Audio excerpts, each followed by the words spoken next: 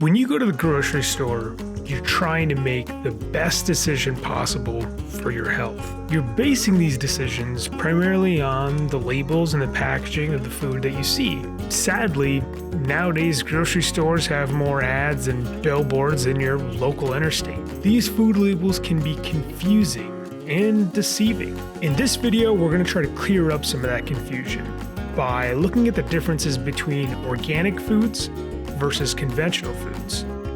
This way, the next time you're at the supermarket, you can make an informed decision about what you're purchasing. We're going to be comparing the two in a few different ways. First, we'll look at the primary differences between organic foods and conventional foods. Second, we'll look at the environmental impacts of both.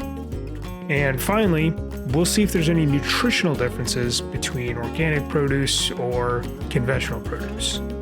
Now, because there are so many labels and categories for organics, we're going to stick to the USDA definition because it's the only federally regulated one, and we highly recommend you do the same if you're looking to buy organic yourself.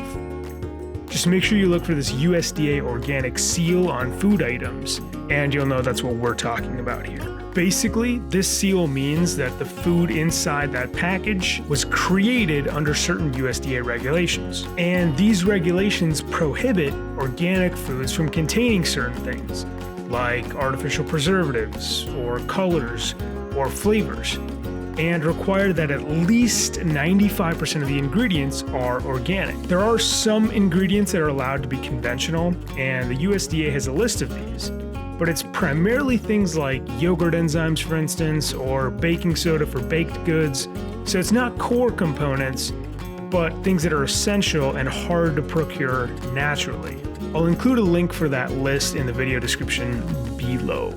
This seal also means that there were no GMOs or synthetic fertilizers used in the manufacturing of that food. The farm that produces organic food also has to be certified organic under these regulations. This certification process is pretty rigorous and pretty lengthy.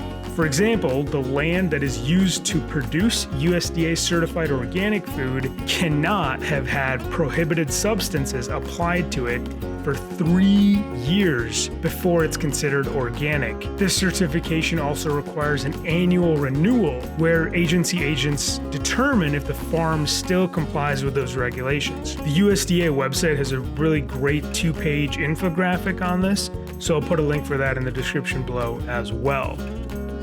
Now, if you're looking at meat and dairy, there are slightly different requirements to be considered organic.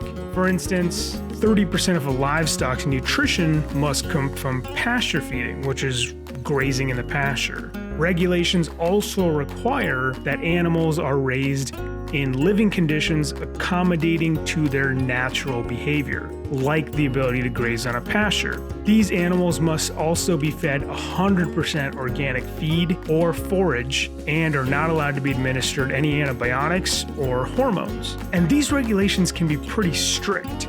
Farmers have raised some serious concerns about not being able to administer antibiotics to cattle.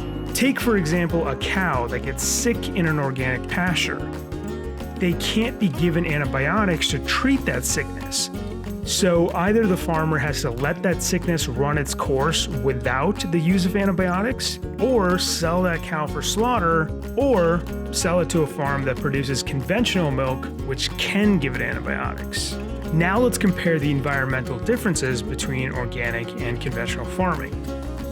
This one is really kind of based on how you look at it. Studies have shown that organic farms have better soil health, and the microbiota in that soil is generally healthier. This can reduce the amount of fertilizer and pesticides that are required per acre of the farm. Because organic farms produce much less food than a conventional farm, significantly more land is needed to produce that same amount of food. The takeaway here is that an organic farm will most likely use less pesticides, it will produce less produce than a conventional farm, and it will take up more space than a conventional farm will. There are a lot of different ways to tackle this that don't just include switching to conventional foods. Simple things like reducing food waste can reduce the stress on the agricultural system. Estimates show that there will be a 50% increase in global food demand by 2050, and this is going to require a significant increase in agricultural lands, especially if organic food consumption increases as it has been. So what about the nutritional benefits? A lot of people think that organic foods provide better nutrients than conventional foods. There are studies that have shown that there's a slight increase in nutrients in organic foods.